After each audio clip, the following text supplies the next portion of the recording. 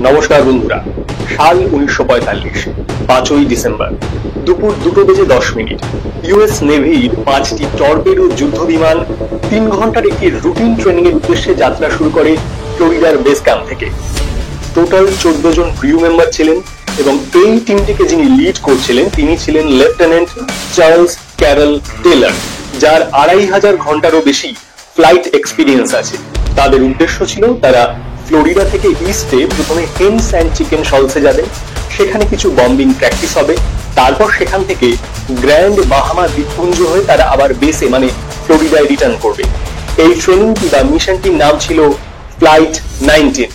ট্রেনিংটি প্রথম দিকে ভালো চললেও কিছুক্ষণ যাওয়ার পরে লেফটেন্যান্ট টেলর দেখতে পান যে তার যে কম্পাস দিক নির্দেশ ডিভাইস আছে সেটা ঠিকঠাক কাজ করছে না। তিনি হয়তো পথভ্রষ্ট হয়েছেন। এটা বুঝে তিনি তার বাকি পাইলটদের সঙ্গে যোগাযোগ করেন। তারাও বলেন যে তাদের কোনো ন্যাভিগেশন সিস্টেম ঠিকঠাক কাজ করছে না। এবার লেফটেন্যান্ট বুঝতে পারেন তারা কিন্তু সমস্যায় পড়তে চলেছেন। তিনি মনে করেন এবার বেসে রিটার্ন করাটাই ঠিক হবে, কিন্তু বেসে রিটার্ন করতে গিয়ে তিনি বোঝেন তিনি অলরেডি অন্য দিকে বা ভুল দিকে চলে এসেছেন। তার মনে হয় যে তিনি গালফ অফ মেক্সিকোর উপরে কোথাও একটা অবস্থান করছেন, যেটা ফ্লোরিডার ওয়েস্টে পড়ে। তাই জন্য তাকে যদি বেস ক্যাম্পে ফিরতে হয় তাহলে তাকে ইস্টের পথ নিতে হবে। সেই অনুযায়ী তিনি বাকি পাইলটদের বলেন যে তাকে ফলো করতে এবং ইস্টের দিকে যেতে। কিন্তু বাকি পাইলটরা বলেন যে তারা অলরেডি ফ্লোরিডার ইস্টেই আছে। তাদেরকে যদি ফ্লোরিডায় মানে বেস ক্যাম্পে ফিরতে হয় তাহলে তাদেরকে ওয়েস্টে নিতে হবে। তারা সবাই বুঝতে পারেন তারা সবাই পথভ্রষ্ট হয়েছেন এবং মানে দারুণ বিপদের মধ্যে পড়তে চলেছেন। শোনা যায় প্লেনগুলো নাকি ফ্লোরিডা থেকে 370 কিলোমিটার ইস্টেই ছিল।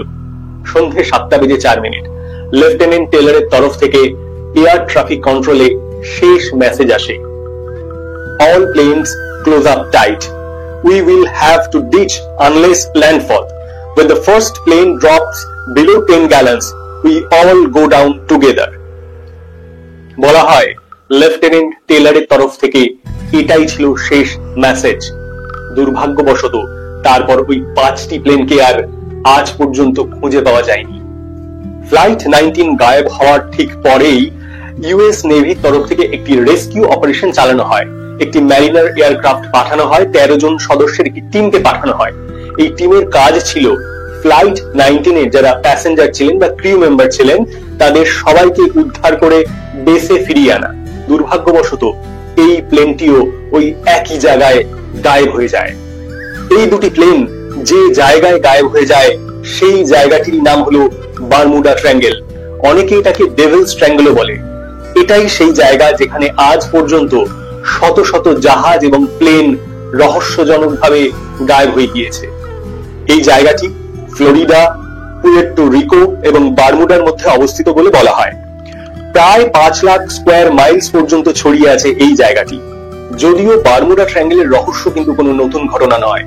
আজ থেকে 500 বছরেরও বেশি সময় আগে 1492 সালে যখন স্যার ক্রিস্টোফার কলম্বাস নতুন দেশ আবিষ্কারের লক্ষ্যে বা উদ্দেশ্যে বেরিয়ে পড়েছিলেন, বলা হয় তিনি যখন এই বারমুডা ট্রায়াঙ্গেলের ওপর দিয়ে যাচ্ছিলেন জাহাজ নিয়ে তখন তার কম্পাসও কিন্তু ঠিকঠাক কাজ করছিল না এবং একটা রাত্রে তিনি নাকি আকাশে অনেক আলোর ছটা বা আলোক রশ্মি দেখেন।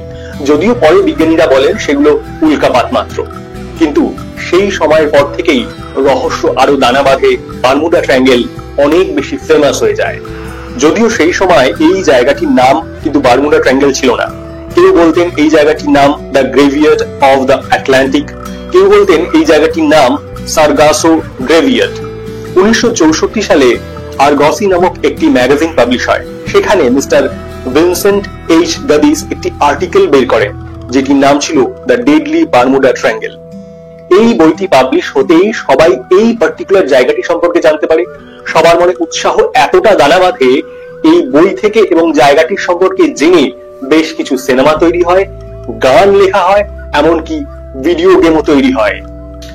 সেই সময় এই বারমুডা ট্রায়াঙ্গেল জায়গাটিতে আরো একটি ভয়াবহ ঘটনা ঘটে। সেই সময় ইউএস নেভির সবচেয়ে দীর্ঘতম এবং সবচেয়ে দ্রুততম একটি জাহাজ যার নাম ইউএসএস সাইক্লপস, এটির রহস্যজনকভাবে গায়েব হয়ে যাওয়া এই জায়গাটিতে আরো রোমাঞ্চের সৃষ্টি করে। এই জাহাজটি প্রধানত ট্রুপস এবং কয়লা পরিবহনের জন্য ব্যবহার করা হতো। 1918 সালের 4 মার্চ বাল্টিমোর থেকে ব্রাজিলের উদ্দেশ্যে এই জাহাজটি রওনা হয়েছিল 306 জন যাত্রীকে নিয়ে। শুধু যাত্রী নয়, তার সঙ্গে ছিল 11,000 টন ম্যাঙ্গানিজ।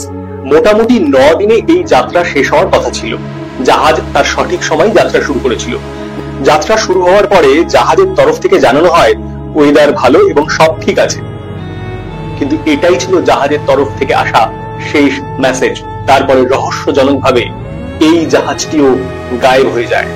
এর থেকেও ভয়ঙ্কর ঘটনা ঘটেছিল 1881 সালে। এলেন অস্টিন নামের একটি জাহাজ যাত্রা শুরু করেছিল লন্ডন থেকে নিউ ইয়র্কের উদ্দেশ্যে।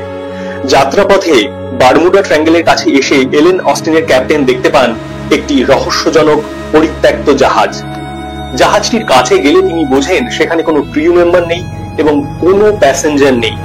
কিন্তু দুদিন তিনি অপেক্ষা করে যাওয়া ঠিক ভাবলেন এবং দুদিন পর তিনি ওই পরিত্যক্ত জাহাজটিতে গিয়ে উঠলেন। উঠে গিয়ে তিনি দেখলেন প্রত্যেকটি আসবাবপত্র, দামি জিনিসপত্র সব ইনট্যাক্ট আছে, শুধুমাত্র সেখানে কোনো জনমানব নেই। তিনি বুঝলেন এটা কোনো পাইরেটস মানে জলদস্যুর কাজ নয়। ক্যাপ্টেন ঠিক করলেন এই পরিত্যক্ত জাহাজটিকে তিনি পোর্টে নিয়ে যাবেন। যা ভাবা তাই কাজ। তিনি তার 3-4 জন ক্রিউ মেম্বারকে ওই জাহাজে যেতে বললেন এবং বললেন ওই জাহাজটি নিয়ে এলেন অস্টিন জাহাজটিকে ফলো করতে। দুদিন বেশ চলছিল। তৃতীয় দিন সমুদ্রের মাঝে একটা বিশাল ঝড় দেখা যায়। বেশ কিছুক্ষণের জন্য ওই পরিত্যক্ত জাহাজটিকে কিন্তু আর দেখা যায় না। ঝড় থামলো। এলেন অস্টিন জাহাজটিকে নিয়ে ক্যাপ্টেন আবার ওই জাহাজটির কাছে গেলেন। কিন্তু রহস্যজনক ব্যাপার, তিনি যখন ওই পরিত্যক্ত জাহাজে উঠলেন তিনি ওই 3-4 জন ক্রিউ মেম্বারকে আর দেখতে পেলেন না।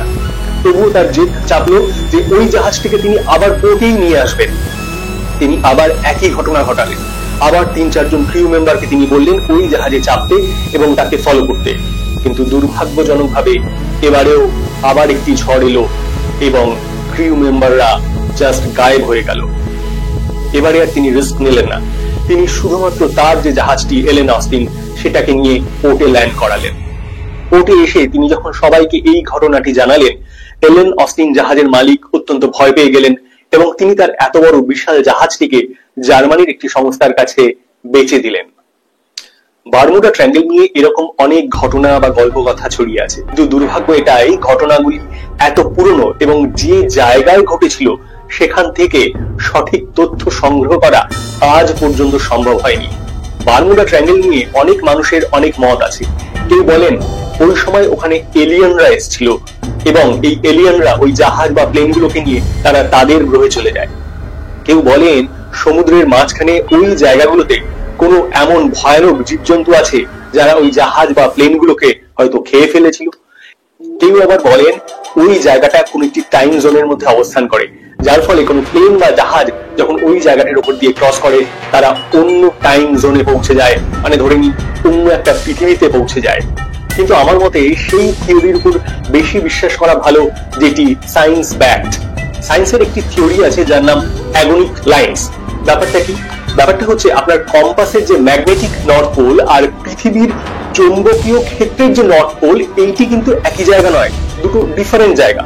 কিন্তু অদ্ভুতভাবে পৃথিবীতেই এমন কিছু জায়গা আছে যেখানে এই দুটো মানে ম্যাগনেটিক নর্থ পোল আর পৃথিবীর যে অ্যাকচুয়াল যে নর্থ পোল সেম লাইনে অবস্থান করে।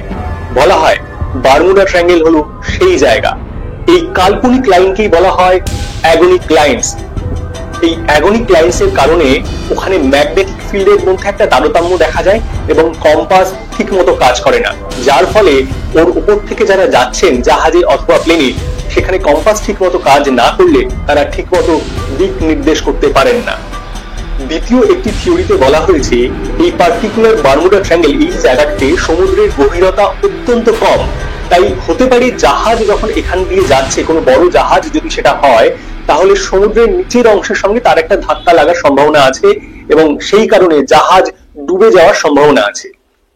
থার্ড থিওরি বলে এই অঞ্চলগুলো ফ্লোরিডা, কিউবা, এই অঞ্চলগুলোতে হারিকেন ঝড় প্রচন্ড বেশি হয় এবং হারিকেন ঝড়ে মারাত্মক ক্ষয়ক্ষতি হয়। হতে পারে যখন প্লেন বা জাহাজগুলো এই অঞ্চলের উপর দিয়ে যাচ্ছিল তখনই প্রবল হারিকেন ঝড় হয়, যার ফলে হয়তো এই প্লেন বা জাহাজগুলো গায়েব হয়ে যায়। নেক্সট থিওরিটি হলো মিথেন হাইড্রেট থিওরি। সায়েন্টিস্টরা মনে করেন প্রবাবলি ওই জায়গাগুলোতে অনেক মাড ভলক্যানো আছে। এই মাড ভলক্যানোগুলো যখন বিস্ফোরণ ঘটে সেখান থেকে মিথেন হাইড্রেট নির্গত হয়, জলে বুদবুদ দেখা যায়, সেগুলো হলো মিথেন হাইড্রেট।